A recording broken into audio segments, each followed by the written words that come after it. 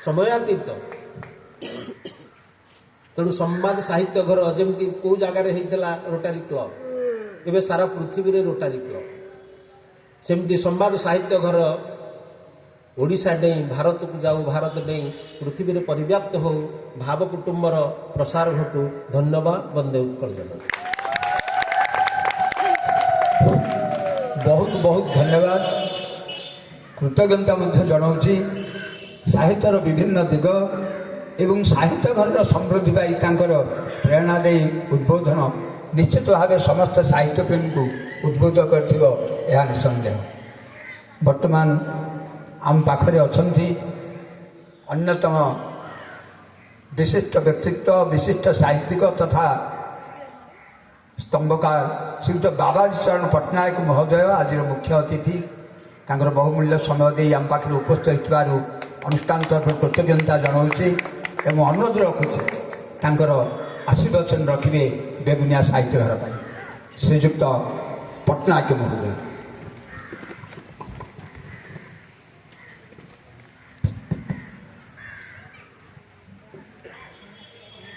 बेगुनिया संवाद साहित्य घर आज तांकर द्वितीय वर्ष स्मारकी पालन करुछंती। यही स्मरणीय दिवस रे मंच रे उपस्थित अछंती अनुष्ठान सभापति कवि साहित्यिक पूज्य श्री राजकिशोर पाणिग्राही महोदय। यही पर्व को उद्घाटन करिसेंती जहाँक मानस संतान स्वरूप ये संस्थार अभ्युदय श्रीयुक्त सौम्यरंजन पट्टनायक महोदय। यह जहाँक संयोजन समग्र ओडिशा रे परिव्याप्त हो रही श्रृंखलित हो रही एवं क्रियाशीलता भितर प्रभावमान रही डॉक्टर शुभश्री लंका महोदया अनुष्ठान संपादक श्रीयुक्त दिवाकर साहू महोदय उपदेष्टा प्राध्यापक रवींद्र पाणिग्राही महोदय। ये अनुष्ठान सहित कौन ना कौन भाग संपृक्त थिबा एठारे समवेत थिबा मोर बंधुवर्ग समस्त को मु यथाविधि सम्मान ज्ञापन करुछि। बेसी समय नेबी नाही बेसी समय नेबी नाही अर्थ नुहे जे मु निजको संकुचित कर दउछि कहवा पाई किंतु मोर गोटे व्यक्तिगत स्वार्थ से स्वार्थटी हूँ सौम्यरंजन पट्टनायक कहे मु शुणिबी और आपण मैंने शुणिबे मु बेसी समय नहीं गले सेपटू समय कमी ये अल्प दिन तले इटाली गोटे धर्म संस्था विश्वामित्र पुरस्कार दौले एवं मु गोटे निमंत्रण पत्र पाई से सभा को आसी से सभारे कहू कहू से गोटे भल कथा कहले से ही मनीषर भाग्य भल जा पाखे भल सहकर्मी जुटती। तेणु मु शुभश्री लेंगा को आगुरी जानी नी सहित मोर परिचय मासे दि मास तले गोटे दूरदर्शन रे गोपबंधु संपर्क में साक्षात्कार होता है सी तार संयोजना कर मुझे दिन जानी जे सी होती संवाद साहित्य घर ओडिशा सारार संयोजिका मुझे गोटे निर्दिष्ट पत्रिका पाई से पत्रिकार जिते गुड़िए प्रबंध बाहरी मुझे सबुजाक पढ़ी गोटे राति कविता बही पढ़ी मु देखिली प्रकृत प्रबंधर माप ପ୍ରବନ୍ଧର ସ୍ୱର ପ୍ରବନ୍ଧର ସ୍ୱରୂପ ବର୍ତ୍ତମାନ ଯୁଗୋପଯୋଗିତାକୁ ଅଙ୍ଗୀକାର କରିଛି। ବନ୍ଧୁଗଣ, ସାହିତ୍ୟ ସମ୍ପର୍କରେ ଭାମହ ଦଣ୍ଡି ଆଦି ଯାହା କହିଛନ୍ତି ସେ କଥା ଯଦି ମୁଁ ବର୍ତ୍ତମାନ ଆପଣମାନଙ୍କ ନିକଟରେ ନିବେଦନ କରିବି, ଆପଣମାନେ ଭାବିବେ ସାହିତ୍ୟ ତ ସେପରି କରିବା ଆଉ ସମ୍ଭବପର ହେବ ନାହିଁ। ଉଦାହରଣ ସ୍ୱରୂପ ଯେମିତି ଭାମହ କହିଲେ ଯେ ଯେଉଁମାନେ ସାହିତ୍ୟ ଲେଖୁଛନ୍ତି ସମୁଦ୍ର ବର୍ଣ୍ଣନା କରିବେ, ସେମାନେ ଯଦି ସମୁଦ୍ର ବର୍ଣ୍ଣନାରେ ଆସୁଥିବା ଲହଡ଼ିକୁ ବର୍ଣ୍ଣନା ନ କରିପାରିଲେ, ଗୋଟେ ଚମତ୍କାର ନୀଳ ନାଗସର୍ପ ଆସୁଛି, ତାର ଚମଡ଼ାକୁ ଛଡ଼େଇ ଛଡ଼େଇକା ଏବଂ ସେ ଚମଡ଼ାକୁ ଛଡ଼େଇ ଛଡ଼େଇକା ଆସୁଥିବା ଅବସ୍ଥାରେ ସମୁଦ୍ର ଦେଖାହେଉଛି ସେହି ରଙ୍ଗର ଶାଢ଼ୀ ପିନ୍ଧିଛି, ସେ ସମୟ ଅସ୍ତ। ବର୍ତ୍ତମାନ ସାହିତ୍ୟର ଜୀବନ ସହିତ, ସେବା ସହିତ, ପାଳନ ସହିତ ଏବଂ ନିର୍ଭୀକତା ସହିତ ସମ୍ପୃକ୍ତି ଏକାନ୍ତ ଆବଶ୍ୟକ। ଏବଂ ସେହି ପରିପ୍ରେକ୍ଷୀରେ ମୁଁ ଯୋଡ଼ିଏ ଉଦାହରଣ ଦେବି।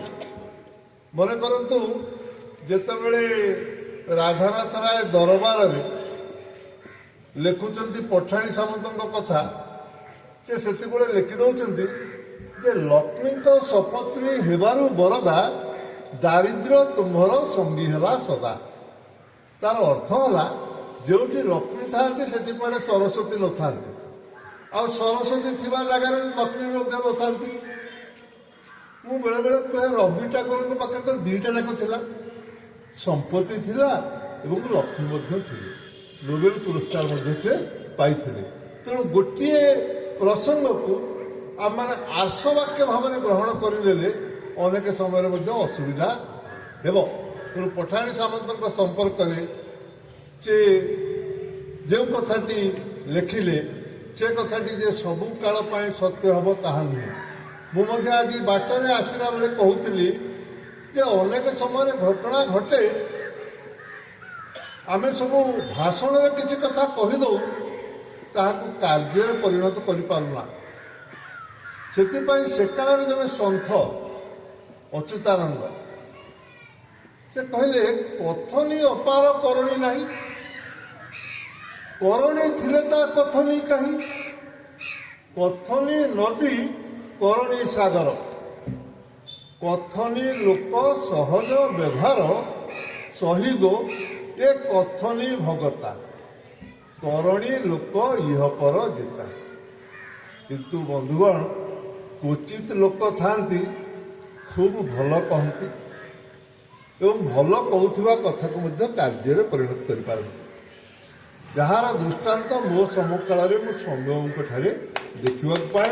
ସେଥିପାଇଁ ତାଙ୍କ ପ୍ରତି ମୋର ଗୋଟେ ସ୍ୱତନ୍ତ୍ର ରୁଚିବୋଧ ଏବଂ ସମ୍ମାନ ଆଜି ପର୍ଯ୍ୟନ୍ତ ମଧ୍ୟ ରହିଆସିଛି।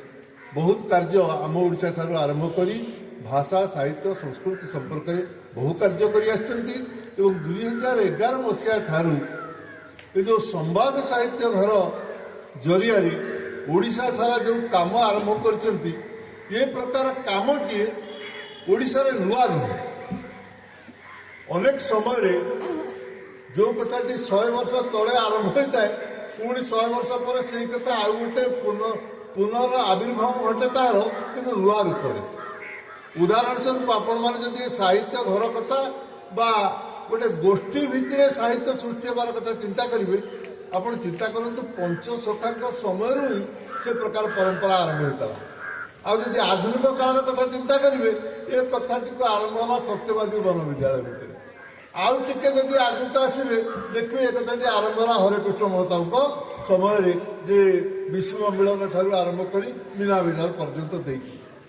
କିନ୍ତୁ 2011 ମସିହାରେ ସମଗ୍ର ଓଡ଼ିଶାରେ ସମ୍ବାଦ ଘର କରାଯାଇ ଯେଉଁ ନୂଆ ପ୍ରବୃତ୍ତିଟିଏ ସାହିତ୍ୟ ଭିତରେ ସଂଯୋଜନ କରିଦିଆଯାଇଛି, ତାହା ହେଉଛି ଗୁରୁତ୍ୱପୂର୍ଣ୍ଣ।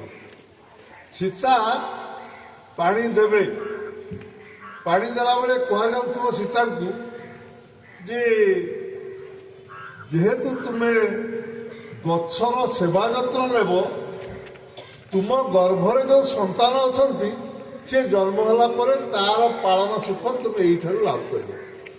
ଅର୍ଥାତ୍ ଗଛରେ ଯିଏ ପାଣି ଦେଇ ଜାଣିନାହିଁ, ଗଛଙ୍କର ସେବା ଯେଉଁ ଲୋକଟି କରିପାରିନାହିଁ, ବା ଯେଉଁ ନାରୀ କରିପାରିନାହାନ୍ତି ସେ ନାରୀ ଗର୍ଭସ୍ଥ ସନ୍ତାନକୁ ପାଳନ କରିବେ କେମିତି? ସୀତାଙ୍କୁ ଶିକ୍ଷା ଦିଆଯାଉଥାଏ ବାଲ୍ମୀକି ଆଶ୍ରମରେ। ଏଇଟା ହେଉଛି ଗଙ୍ଗାଧର ମେହେରଙ୍କର ତପସ୍ୱିନୀ କାବ୍ୟର ପଙ୍କ୍ତି, ସୀତା ମୋର ଜଳ ବହି ନ ଜାଣେ। ଏଇ ପ୍ରସଙ୍ଗରେ କୁହାଯାଉଛି କ'ଣ ନା ତୁମେ ପାଣି ଦିଅ, ପାଣି ଦେଇକରି ଯେଉଁ ସେବାମୂଳକ ମନୋଭାବ ତୁମେ ଆହରଣ କରିବ ସେ ସେବାମୂଳକ ମନୋଭାବ ତୁମକୁ ତୁମ ସନ୍ତାନକୁ ବଢ଼େଇବାରେ ସହାୟତା କରିବ। ଆମର ଇଂରାଜୀରେ ଜଣେ ହର୍ବର୍ଟ ରିଡ୍ସ ଥିଲେ, ସେ ସମାଜ ତତ୍ତ୍ୱ ଉପରେ ରାଜନୀତି ସମ୍ପର୍କରେ ବହୁତ ଭଲ ବହି ଲେଖିଛନ୍ତି। ତାଙ୍କର ଜଣେ ଶିକ୍ଷକ ଥିଲେ, ତାଙ୍କ ନାଁ ହେଉଛି ଏରିକ୍ ଗିଲ୍। କିଛି ଲୋକ ଦିନେ ଯାଇ ଏରିକ୍ ଗିଲ୍କୁ ପଚାରିଲେ, କହିଲେ ଆଜ୍ଞା ଆମକୁ ଟିକେ କହିଲେ କଲଚର କ'ଣ? ସେ ଟିକେ ଚିଡ଼ା ଲୋକ, ଚିଡ଼ିଗଲେ, କହିଲେ କଲଚର କଥା ମୋତେ ପଚାରୁଛ? ଆରେ ତୁମେ ପୁରା ପଶୁ ଭଳିଆ ଦିଟା ବିଶ୍ୱଯୁଦ୍ଧ ଲଢ଼ି ସାରିଲେଣି। କଲଚର କହିଲେ ମୁଁ ବୁଝିଛି, ଶୁଖୁଆ ସାଙ୍ଗରେ ସସ୍ ମିଶେଇ ଖାଇବେ। ଏ କଥା କହିବାର ତାତ୍ପର୍ଯ୍ୟ ହେଉଛି ଯେ ସେ ଯେଉଁ କଥାଟିକୁ କହିଦେଲେ, ସଂସ୍କୃତିକୁ ସମ୍ପର୍କରେ ଆମେ ଯାହାକୁ ସଂସ୍କୃତି କହୁଛୁ ସେମାନେ କଲଚର କହୁଛୁ। କହିଲେ ଯେ ବର୍ତ୍ତମାନ ସଂସ୍କୃତି କହିଲେ ତୁମେ ଗୋଟେ ନୂଆ ପ୍ରକାରିଆ କଥା ବୁଝିବ ଯେ ପୁରୁଣା ଜିନିଷ ଶୁଖୁଆ ତା ସାଙ୍ଗରେ ମିଶେଇ ଖାଇବ ସସ୍। ପୁରୁଣାକୁ ଛାଡ଼ି ପାରୁନ, ନୂଆକୁ ତୁମେ ଗ୍ରହଣ କରିପାରୁନ, ଏଇଭଳିଆ ଅବସ୍ଥାରେ ତୁମମାନେ ପଡ଼ିଛ।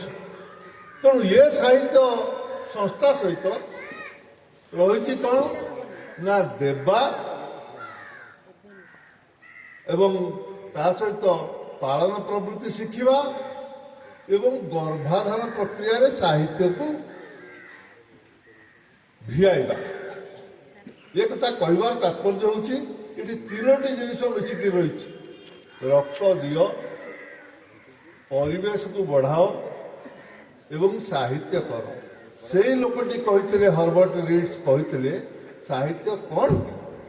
ସାହିତ୍ୟ ହେଉଛି ତ ଗର୍ଭାଧାନ ପ୍ରୋଜେକ୍ଟ। ଯଦି ଗର୍ଭରେ ମାଟିଏ ସନ୍ତାନ ଧାରଣ କରିବାର ଅବସ୍ଥା ନ ପାଇଛି ଜଣେ ଲେଖକ, ତା ଭିତରୁ ସାହିତ୍ୟ ଆସେନି। ଯାହା ଅକ୍ଷରରେ ଲେଖି ଦିଆଯାଏ ତାହା ସାହିତ୍ୟ ନୁହେଁ। ତେଣୁ ସାହିତ୍ୟ ହେଉଛି ଯଥାର୍ଥତଃ ସ୍ରଷ୍ଟାର ଗର୍ଭାଧାନ। ଇଏ ଗର୍ଭାଧାନ ଭିତରୁ ଯେଉଁ ସୃଷ୍ଟିଟି ପୃଥିବୀକୁ ଆସୁଥାଏ ତାର ଅଭିବ୍ୟକ୍ତ ଚେହେରା ହେଉଛି ଭାଷା, ଏବଂ ଏ ଭାଷାକୁ ବଢ଼େଇବା ଏବଂ ଭାଷା ପାଇଁ ଆମମାନେ କିଛି ଦେବା ହେଉଛି ରକ୍ତଦାନ। ତେଣୁ ରକ୍ତଦାନ, ପରିବେଶ ଅଭିବୃଦ୍ଧି ଏବଂ ସାହିତ୍ୟିକ ଗର୍ଭାଧାନ, ଏ ତିନୋଟି ଯାକ କଥା ଏ 2011ରୁ ମିଶି ଯାଇଛି। ଅର୍ଥାତ୍ ଏକବିଂଶ ଶତାବ୍ଦୀରେ ସାହିତ୍ୟ କେବଳ ସାହିତ୍ୟିକର ସାଧବ ସୁଲଭ ଚେହେରା ନୁହେଁ।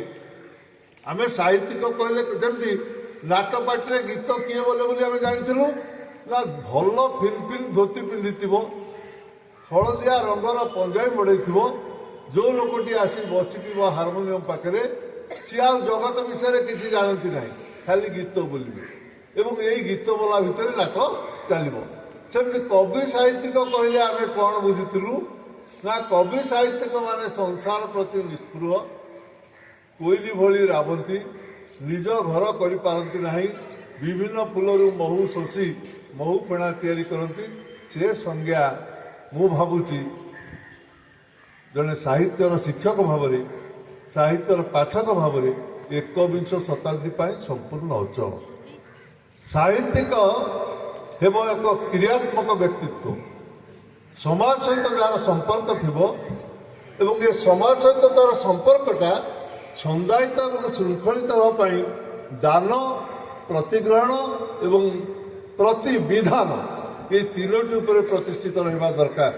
ଏବଂ ଏପଟେ ମୁଁ ଭାଷା ଜରିଆରେ ଲେଖୁଥିବି ଯେ ଅମୁକ ସରକାରଙ୍କର ନୀତିଟି ଭୁଲ, କିନ୍ତୁ ସେ ନୀତି ସମ୍ପର୍କରେ ମୁଁ କହିବା ପାଇଁ ସତ୍ସାହସ କରିପାରୁନଥିବି ବା କେଉଁଠି ଯାଇକି ଛିଡ଼ା ହେଇ କହିପାରୁନଥିବି, ତାହେଲେ ସେ ସାହିତ୍ୟର ଅର୍ଥ କିଛି ହେବ ନାହିଁ। ଆଜି ପର୍ଯ୍ୟନ୍ତ ଆମେ ସାହିତ୍ୟ କହିଲେ ତାହା ହିଁ ବୁଝି ଆସିଥିଲୁ। ଯେଉଁମାନେ ଘରେ ମୁହଁ ଲୁଚେଇ କଲମଟି ସାହାଯ୍ୟରେ କିଛି କିଛି କଥା ଲେଖି ଦିଅନ୍ତି, ସେ ଲେଖାର ଯେଉଁ ଇସ୍ପାତି ଧାର ଥାଏ ମୁହଁରେ ବା ପ୍ରତ୍ୟକ୍ଷ ଭାବରେ ସେମାନେ ତାହା ପ୍ରକାଶ କରିପାରନ୍ତି ନାହିଁ। ତେଣୁ ସେ ଧରଣର ସାହିତ୍ୟର ଯୁଗ ସରିଯାଇଛି ବନ୍ଧୁ। ତେଣୁ ଆଜି ଯେଉଁ ନୂଆ କରି ଗୋଟେ ନୂଆ ରୁଚିର ସାହିତ୍ୟ ସୃଷ୍ଟି ହେବା ପାଇଁ ସମଗ୍ର ଓଡ଼ିଶାରେ ସାହିତ୍ୟ ଘର ସମ୍ବାଦ ସାହିତ୍ୟ ଘର ସୃଷ୍ଟି ହୋଇଛି। ଯହିଁର ଆଭିମୁଖ୍ୟ ସମ୍ପର୍କରେ ମୋତେ ଶୁଭଶ୍ରୀ ଦେଇଥିବା ପତ୍ରିକାଟିରୁ ମୁଁ କିଛି କିଛି ପଢ଼ିକିରି ଜାଣିଥିଲି ଏବଂ ଆଜି ମଧ୍ୟ ଆସିକିରି ସେ ଅବସ୍ଥାକୁ ମୁଁ ପ୍ରତ୍ୟକ୍ଷ କରୁଛି। ଯେଉଁ କଥାଟି ଆମର କୁହାଯାଏ ସେ ପତ୍ରିକା ଦେଖିକିରି ମୁଁ ଭାବିଥିଲି ଯେ ଦୂରରୁ ପର୍ବତ ସୁନ୍ଦର, କିନ୍ତୁ ପର୍ବତ ନିକଟକୁ ଗଲେ ଯେଉଁ ଶିହରଣଟା ଆସେ ସେ ଶିହରଣର ଅନୁଭବ ହେଉଛି ବାସ୍ତବ ଅନୁଭବ। ତେଣୁ ଏଠି ଯେତେବେଳେ ମୁଁ ପହଞ୍ଚିଲି ଦେଖିଲି ସେ ବାସ୍ତବ ଶିହରଣ ବା ବାସ୍ତବ ଅନୁଭବ ମୁଁ ଲାଭ କରୁଛି। ଏବଂ ମୁଁ ବହିରୁ ପଢ଼ିଥିଲି ଯେ ସେଦିନ ଆମର ବକ୍ସି ଜଗବନ୍ଧୁଙ୍କ ମୁଣ୍ଡରେ ଅଠା ବୋଳି ଦେବା ପାଇଁ ଏ ବୋଲଗଡ଼ରୁ ଟଙ୍କା ଛଡ଼େଇ ଦିଆହେଇଥିଲା। ନାଇଁ, ବୋଲଗଡ଼ରୁ ଆସୁଥିଲା ଦାକ୍ଷିଣାତ୍ୟର ପେସ୍କସ୍ ଟଙ୍କା, ତାକୁ ଛଡ଼େଇ ନେଲେ ବୋଲଗଡ଼ ପାଖରେ ବୋଳି ଦିଆହେବ। ପଣସ ଖାଇବେ ଅନ୍ୟମାନେ, ଅଠା ବୋଳି ଦିଆହେବ ବକ୍ସିଙ୍କ ମୁଣ୍ଡରେ। ଏବଂ ଏ ଗଡ଼ମାନଙ୍କ ଭିତରେ ଇଏ ମଧ୍ୟ ଗୋଟିଏ ଗଡ଼ ଏ ଅଞ୍ଚଳଟି। ଯେତେ ଖୋର୍ଦ୍ଧାରେ ମୁଁ ଆଜି କହୁଥିଲି ଖୋର୍ଦ୍ଧାରେ 46 ନା 47 ଗଡ଼, ତା ଭିତରେ ଇଏ ଗୋଟେ ଗଡ଼। ଏବଂ ଏଠି ଯେଉଁଠି ସଭାଟି ହେଉଛି ଏ ସଭାଟି ହେଉଛି ଦଧିବାମନଙ୍କ ଜାଗାରେ ଏବଂ ଏ ଜାଗାଟା ହେଉଛି ରସାଳ ବୃକ୍ଷ ପରିଶୋଭିତ। ପଞ୍ଚପତ୍ର ଭିତରେ ଆମ୍ବ ପତ୍ର ହେଉଛି ଆମ ସଂସ୍କୃତିର ପ୍ରଥମ ବରଣୀୟ ପତ୍ର। ଆପଣମାନଙ୍କର ଏଠି ତ ଦଧିବାମନ ହେଉଛି ଆମର ମାଧବ ଉପାସନାର ପୂର୍ବବର୍ତ୍ତୀ।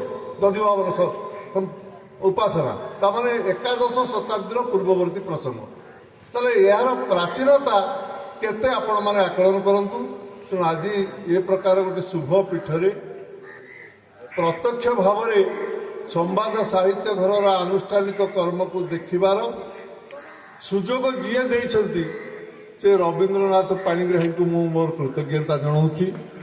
କେଜାଣି କାହିଁକି ମୁଁ ଗୋଟେ ଅନ୍ୟମନସ୍କ ହେବା ସ୍ଥିତିରେ କୌଣସି ଏକ ସଭାରେ ଥିଲାବେଳେ ସେ ମୋତେ କହିଲେ ଯେ ଆପଣ ଗୋଟେ ସଭାକୁ ଆସିବେ। ମୁଁ ହଁ ମାରିଦେଲି। ମୁଁ ଜାଣିନଥିଲି ଯେ ଏ ପ୍ରକାର ସଭା ଏ ପ୍ରକାର କଥା, ଏ ଯେଉଁ କଥାଟି ମୁଁ ପରେ ଜାଣିଲି। ଏବଂ ରବୀନ୍ଦ୍ରଙ୍କର ମୋ ପ୍ରତି ଏ ପ୍ରକାର ଗୋଟିଏ ଦୁର୍ବଳତା ବା ଭଲ ପାଇବା ଯଥାର୍ଥରେ ମୋତେ ତାଙ୍କ ପ୍ରତି ଅଧିକ କୃତଜ୍ଞ କରାଇଛି। ଏବଂ ଏ ସଭାରେ ମୁଁ ପ୍ରତ୍ୟକ୍ଷତଃ ଦେଖିପାରିଛି ଏ ଆନୁଷ୍ଠାନିକ କାର୍ଯ୍ୟକ୍ରମ କିଭଳି ଚାଲିଛି ଏବଂ ଏ ସାହିତ୍ୟ ଜଗତକୁ ଆଗାମୀ ଦିନରେ କିଭଳି ଦିଗ୍ଦର୍ଶନ ଦେବ ସେ କଥା ମଧ୍ୟ ମୁଁ ଅନୁମାନ କରିପାରୁଛି। ଆପଣମାନେ ଯେଉଁମାନେ ଏ ସାହିତ୍ୟ କର୍ମରେ ସହଯୋଗୀ ହେବା ପାଇଁ ବା ମନ୍ତ୍ରରେ ପ୍ରଶିକ୍ଷିତ ହେବା ପାଇଁ ଦୀକ୍ଷିତ ହେବା ପାଇଁ ଦାୟବଦ୍ଧ ରୀତିରେ ସ୍ୱାକ୍ଷର କରିଦେଇଛନ୍ତି, ମିଶି ଯାଇଛନ୍ତି 137 138 ଜଣ। ଆପଣମାନେ ସବୁବେଳେ ବୁଝିବେ ସାହିତ୍ୟ ଅକ୍ଷରରେ ନଥାଏ, କଲମ ଦେଇ ଫୁଟେ ନାହିଁ। ଯେମିତି କୁହାଯାଏ ଚାଷୀର ଲଙ୍ଗଳ ମୁନ ଥରେ ଥରକିଲେ ଆଜ୍ଞା ଦୁଇଟି କଥାକୁ ବିପଦ। କିଏ ନା ହୁଏତ ଲଙ୍ଗଳ ମୁନ ବାଜିଯିବ ବଳଦ ଗୋଡ଼ରେ କିମ୍ବା ଈଶଠାରୁ ତଳ କାଠଟା ଯେଉଁଟା ଥାଏ ସେଇଟା ବାଜିଯିବ ଚାଷୀର ଜଙ୍ଘରେ। ତେଣୁ ଉରୁଭଗ୍ନ ହେବ, ନତୁଆ ଲଙ୍ଗଳ ମୁନରେ ଫୁଟିଯାଇ ବଳଦ ଅସହଣୀ କଷ୍ଟ ଭୋଗିବେ। କିନ୍ତୁ କଲମ ଯଦି ଥରେ ଥରକି ଗଲା, ଭାଷାରୁ ହୁଡ଼ିଗଲା, ନିଜର ପ୍ରତ୍ୟୟ ସେବା ଏବଂ ସମ୍ପ୍ରଦାନ ଠାରୁ ଦୂରେଇ ଗଲା, ତାହେଲେ ଆଜ୍ଞା ଜଗତ ପ୍ରତି କ୍ଷତିକାରକ ହେବ। ତେଣୁ ସାହିତ୍ୟର ସମ୍ଭାବନା ସବୁବେଳେ ଜଗତର ମଙ୍ଗଳ ପ୍ରତି ଅଭିପ୍ରେତ। ଏ ମଙ୍ଗଳଦାୟକ ମୁହୂର୍ତ୍ତର ସ୍ୱର ଆମେ ଶୁଣୁଥିଲୁ ହୁଳହୁଳି। ଏ କଥାଟି ମୋର ପୂର୍ବବର୍ତ୍ତୀ ସମ୍ମାନିତ ଅତିଥି ସୂଚାଉଥିଲେ। ଏ କଥା ତ ମୁଁ ଆଗରୁ ବହୁବାର କହିଛି ଯେ ଭକ୍ତଚରଣ ଦାସଙ୍କର ମଥୁରା ମଙ୍ଗଳରେ ଆରମ୍ଭରେ କେବଳ 32 ଥର ଘୋଷଣା ହେଇଛି ଜୟ ଜୟ ଜୟ ଶବ୍ଦ। ତେଣୁ ଏ ମଙ୍ଗଳ ଧ୍ୱନି ହେଉଛି ଏ ଦଧିବାମନଙ୍କ ସହିତ ସବୁବେଳେ ସମ୍ପୃକ୍ତ। ତେଣୁ ଆପଣମାନେ ସେଇ ଅଞ୍ଚଳର ଏବଂ ସେଇଥିପାଇଁ ଆପଣମାନେ ଗର୍ବ କରିବାର କଥା। ଏ ସାହିତ୍ୟର ଯେଉଁ ଦିଶା ଯାହା ତିଆରି ହେଇଛି ପୂଜ୍ୟ ସୌମ୍ୟରଞ୍ଜନ ପଟ୍ଟନାୟକଙ୍କର ମାନସରୁ ତାହାକୁ ଅଗ୍ରଗାମୀ କରାଇବାରେ ଆପଣମାନେ ସହଯୋଗ କରିବେ ଏବଂ ନୂଆ ରକମର ସାହିତ୍ୟ ଫୁଟିବ। 21ଶ ଶତାବ୍ଦୀରେ ଆଉ 2ଟି ଦିନ ପରେ ଆସିଯିବ ଖ୍ରୀଷ୍ଟୀୟ ନବବର୍ଷ 2020। ସେ ପାଇଁ ଆପଣମାନଙ୍କୁ ମୋର ଶୁଭେଚ୍ଛା ଜଣାଇବା ସହିତ ଅନୁଷ୍ଠାନର ସମସ୍ତ କର୍ମକର୍ତ୍ତାମାନଙ୍କୁ ସେ ଉଦ୍ଦେଶ୍ୟରେ ଶୁଭେଚ୍ଛା ଜ୍ଞାପନ କରୁଛି ଏବଂ 21ଶ ଶତାବ୍ଦୀର ସାହିତ୍ୟ କର୍ମଦାହୀ ସାହିତ୍ୟ ହେଉ, କେବଳ ଭାଷା ଆଉ କଲମ କାଗଜରେ ସାହିତ୍ୟ ସୀମାବଦ୍ଧ ନ ରହି ସେବା ଏବଂ ପ୍ରଦାନ, ରକ୍ତଦାନ ଏହାରି ଭିତରେ ଗୋଟେ ସମନ୍ୱୟ ରେଖା। ଧନ୍ୟବାଦ। ଧନ୍ୟବାଦ ବରେଣ୍ୟ ଶ୍ରୀଯୁକ୍ତ ପଟ୍ଟନାୟକ ମହୋଦୟ ତାଙ୍କର ଦୀକ୍ଷାନ୍ତ ବକ୍ତବ୍ୟ ପାଇଁ। ସେଥିପାଇଁ ଅନୁଷ୍ଠାନ ତରଫରୁ ଆପଣମାନଙ୍କ ତରଫରୁ ତାଙ୍କୁ ଗଭୀର କୃତଜ୍ଞତା ଜଣାଉଛି ତାଙ୍କର ଦୀକ୍ଷାନ୍ତ ବକ୍ତବ୍ୟ ପାଇଁ। ଏହାପରେ ଆମେ ସମସ୍ତେ ଯାହାଙ୍କ ପାଇଁ ଉଦ୍ଦିଷ୍ଟ, ଯିଏ ଆମ ପାଇଁ ଉଦ୍ଦିଷ୍ଟ, ଆମ ଘରର ମୁରବୀ, ଯିଏ ସଦାବେଳେ ନିଆରା ସୃଷ୍ଟି କରିକିରି ତାଙ୍କ ନାଁକୁ ରାଜ୍ୟସ୍ତରରେ ନୁହଁ ଦେଶ ସ୍ତରରେ ଏକ ପରିସ୍ଥିତି, ନୂଆ ପରିସ୍ଥିତି ସୃଷ୍ଟି କରିଛନ୍ତି, ଯାହାଙ୍କ କର କମଳରେ ଆଜିର ଏ ଶୁଭ ଉଦ୍ଘାଟନ ହେଲା, ସେ ହେଉଛନ୍ତି ଅନ୍ୟ କେହି ନୁହେଁ, ସମ୍ବାଦ ସାହିତ୍ୟ ଘରର ପ୍ରାଣ ପ୍ରତିଷ୍ଠାତା ଶ୍ରୀଯୁକ୍ତ ସୌମ୍ୟରଞ୍ଜନ ପଟ୍ଟନାୟକ ମହୋଦୟ। ଅନୁରୋଧ ରଖିକି ସେ ତାଙ୍କର ଆଶୀର୍ବଚନ ଦେବେ। ଶ୍ରୀଯୁକ୍ତ ପଟ୍ଟନାୟକ।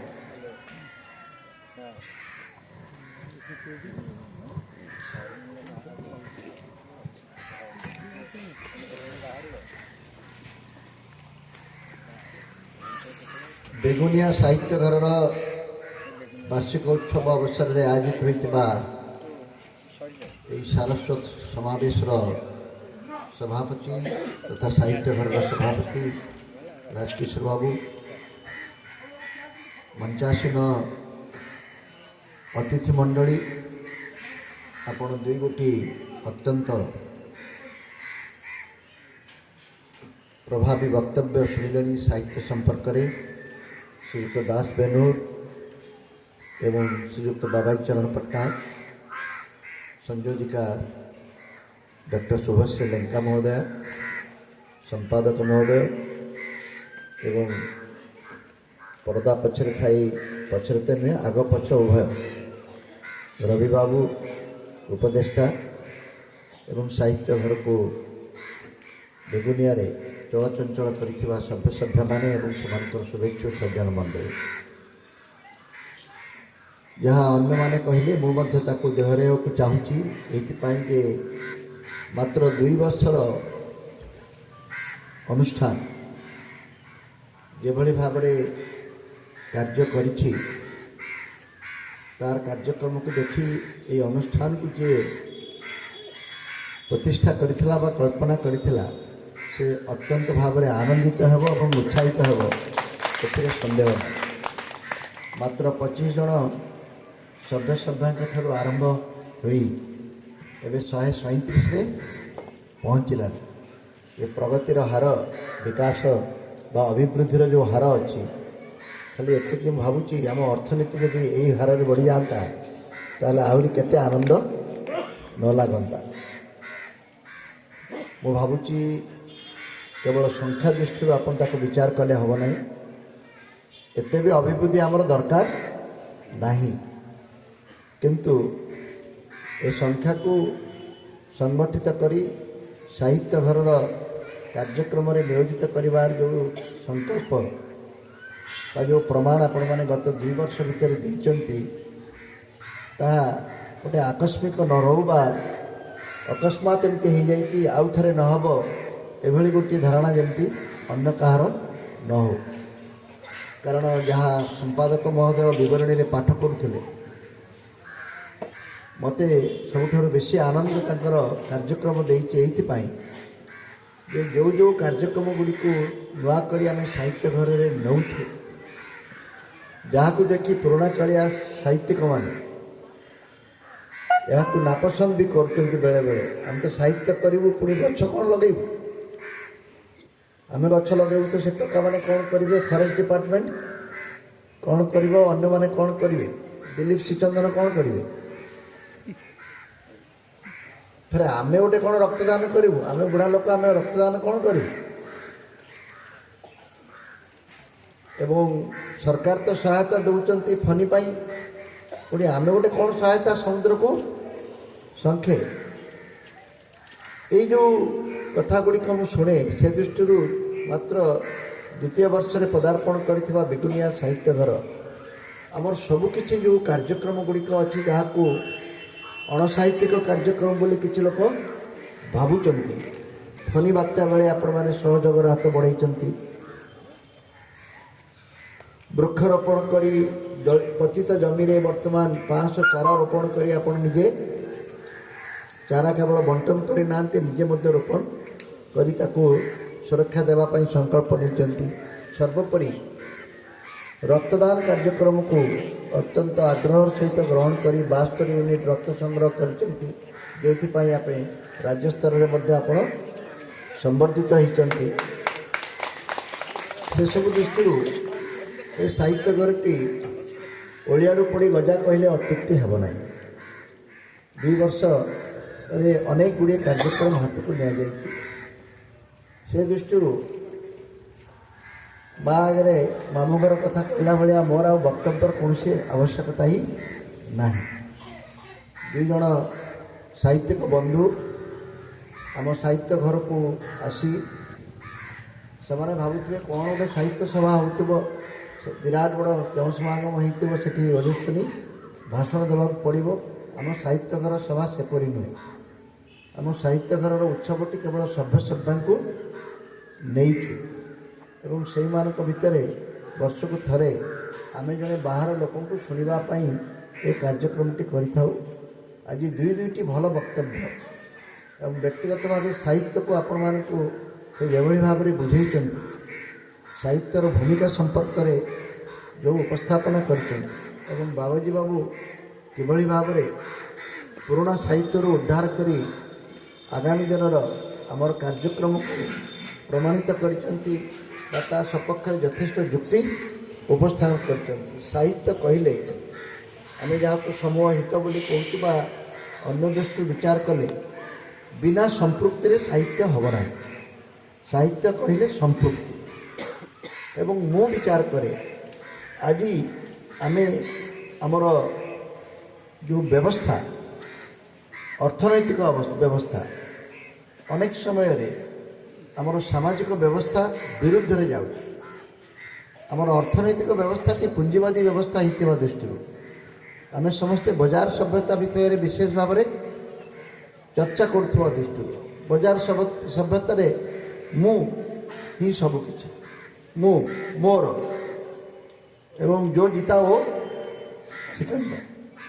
ଏହି ବଜାର ସଭ୍ୟତାରେ ବ୍ୟକ୍ତି ନିଜକୁ ସବୁଠାରୁ ବେଶୀ ଗୁରୁତ୍ୱପୂର୍ଣ୍ଣ ମନେ କରେ ଏବଂ ସେ କିପରି ଅଧିକରୁ ଅଧିକ ଉନ୍ନତି କରିବ ସେଥିପାଇଁ ବଜାରକୁ ନିଜ ଅନୁକୂଳ କରିବା ପାଇଁ ଚେଷ୍ଟା କରେ।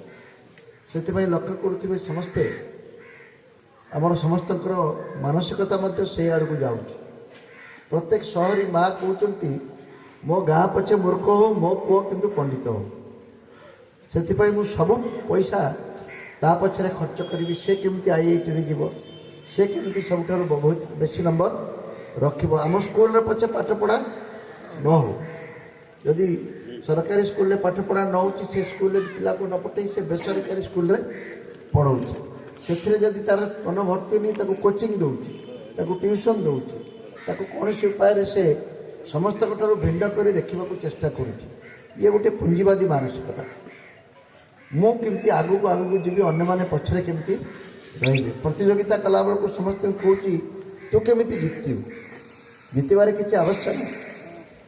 ଜିତିବା ପାଇଁ ହେଲେ ଯେ ସମସ୍ତଙ୍କୁ ହରାଇବାକୁ ପଡ଼ିବ ସେ କଥା ମଧ୍ୟ ନୁହେଁ। ନିଜକୁ ଜିତିବାକୁ ଚେଷ୍ଟା କର, ଅନ୍ୟକୁ ହରାଇବା ପାଇଁ ଜିତିବାକୁ ଚେଷ୍ଟା କର। ତେଣୁ ଅନ୍ୟମାନେ ସମସ୍ତେ ଫେଲ୍ ହେଲେ ତୁମେ ତ 30 ନମ୍ବର ରଖି ପାସ୍ କରିବ, ଫାଷ୍ଟ ବି ହେଇପାରିବ।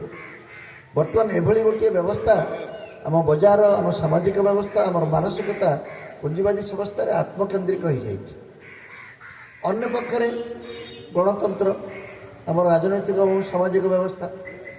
ଗଣତନ୍ତ୍ରରେ ଧୁଆମୂଳା ଅଧୁଆମୂଳା ସବୁ ସମାନ, ସମସ୍ତଙ୍କର ସମାନ ଭୋଟ, ଯାହାର ଅଧିକ ହେଲା ସେ ରଜା, ଯୋ ଜିତା ଓ ସିକନ୍ଦର।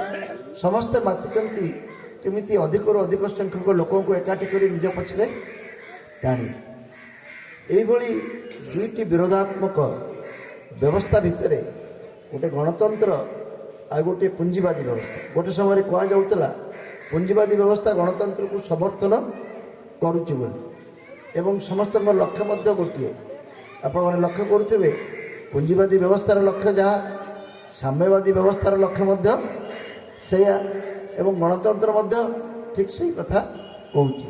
ଯେଉଁ ପୁଞ୍ଜିବାଦୀମାନେ କହୁଥିଲେ ଆମେ ଯୁଦ୍ଧ କରୁଛୁ to make the world safe for democracy, ଗଣତନ୍ତ୍ରର ସୁରକ୍ଷା ପାଇଁ, ଆମେ ପୁଞ୍ଜିବାଦର ସୁରକ୍ଷା ପାଇଁ, ଆମେ ଲୋକଙ୍କର ସ୍ୱାଧୀନତା ପାଇଁ ଏ ପ୍ରଥମ ବିଶ୍ୱଯୁଦ୍ଧ ଲଢ଼ିବାକୁ ପଡ଼ିଲା। ବର୍ତ୍ତମାନ ସାମ୍ୟବାଦୀମାନେ ତ ଗଲେଣି, ସେମାନଙ୍କର ଆଉ ଚିହ୍ନବର୍ଣ୍ଣ ନାହିଁ। ଚାଇନାରେ ନୂଆ ପୁଞ୍ଜିବାଦ ମଧ୍ୟ ଦେଖାଦେଲାଣି। ବର୍ତ୍ତମାନ ଲୋକଙ୍କର ଦୁଃଖ କାହିଁକି ଯାଉନାହିଁ, ଲୋକଙ୍କର ଅସୁବିଧା କାହିଁକି ଦୂର ହେଉନାହିଁ? ତାର ଏକମାତ୍ର କାରଣ ହେଲା ଯେ ସମସ୍ତଙ୍କର ଲକ୍ଷ୍ୟ ଏକ ହେଲେ ମଧ୍ୟ ଯେଉଁ ବାଟଟି ସେମାନେ ଆଦରିଛନ୍ତି ବା ଯେଉଁ କଥାଟିକୁ ସେମାନେ ବେଶୀ ଗୁରୁତ୍ୱ ଦେଉଛନ୍ତି ସେଥିରେ କିଛି ଭଲ ଫଳ ଫଳିବ ନାହିଁ। ସମସ୍ତେ ତ କହୁଛନ୍ତି ଗରିବୀ ହଟିବା ଦରକାର, ସମସ୍ତେ ତ କହୁଛନ୍ତି ସମାନ, କିନ୍ତୁ ସମାନତାର ମନ୍ତ୍ରଟି ଆମ ସମସ୍ତଙ୍କୁ ଏତିକି ପରିମାଣରେ ଆମକୁ ଅସୁବିଧାରେ ପକାଇଛି, ଯେଉଁଥିପାଇଁ କି ନା କେବେ ଆମେ ସମାନ ହେଇପାରିବା, ନା କେବେ ସେ ଲକ୍ଷ୍ୟ ପୂରଣ ହେଇପାରିବ, ନା କେବେ ସେ ପ୍ରକାର ଗୋଟିଏ ବ୍ୟବସ୍ଥା ବା ସମାଜ ଆମର ଆସିପାରିବ। କାରଣ ପାଞ୍ଚ ଆଙ୍ଗୁଳି ସମାନ ନୁହେଁ। ଆମେ ଜବରଦସ୍ତ ତାକୁ ଯଦି କାଟିକି ସମାନ କରିବାକୁ ଚାହିଁବା ତାହେଲେ ଆମକୁ କୁଷ୍ଠରୋଗ ହେଇଯିବ। ଏମିତି କରିବାକୁ ଚେଷ୍ଟା କଲେ ଏଇଟା କୁଷ୍ଠରୋଗୀର ହାତ, ଇଏ ମଣିଷର ହାତ, ଯେଉଁଥିରେ କି ସମାନ କେବେ ପାଞ୍ଚ ଆଙ୍ଗୁଳି ହେବେ ନାହିଁ। ଗୋଟିଏ ଗଛରୁ ଦୁଇଟି ଆମ୍ବ ଯଦି ଫଳିବ ସେ ନିଶ୍ଚିତ ଭାବରେ ଭିନ୍ନ ଭିନ୍ନ ଓଜନର ହେବ, ଏକା ଓଜନର ଦୁଇଟି ଆମ୍ବ କେବେ ହେବେ ନାହିଁ। କିମ୍ବା ଯେଉଁ ଯାଆଁଳା ପିଲା ଜନ୍ମ ହୁଅନ୍ତି ଆମ ଆଖିକୁ ସେମାନେ ସମାନ ଦେଖାଗଲେ ମଧ୍ୟ ସେମାନେ ନିଶ୍ଚିତ ଭାବରେ କିଛି ନା ଅନ୍ୟଠାରୁ ଭିନ୍ନ। କିଏ ଜାଣିପାରିବ? ମା ଜାଣିପାରିବ ଆଗେ କିଏ ଜନ୍ମ ହେଇଛି, ପରେ କିଏ ଜନ୍ମ ହେଇଛି। କହିବାର ତାତ୍ପର୍ଯ୍ୟ ହେଲା ଲକ୍ଷ୍ୟ ସମାନ ହେଇଥିଲେ ମଧ୍ୟ ଏଇ ଯେଉଁ ବ୍ୟବସ୍ଥା ଭିତରେ ଆମେ ଅଛୁ, ଗଣତନ୍ତ୍ର ବ୍ୟବସ୍ଥା ଭିତରେ, ସେଥିରେ ଏହି ସମାନତା କେବେ ହାସଲ ହେଇପାରିବ ନାହିଁ। ବିଷମତା ବଢ଼ି ବଢ଼ି ଚାଲିବ। ତେବେ ସମାନତାକୁ ଲକ୍ଷ୍ୟ ନ ରଖି ବିଷମତାକୁ ଦୂର କରିବା ପାଇଁ ଆମେ ଆଉ କ'ଣ କରିପାରିବା, ସେଇଟା ହେଲା ମୋ ବିଚାରରେ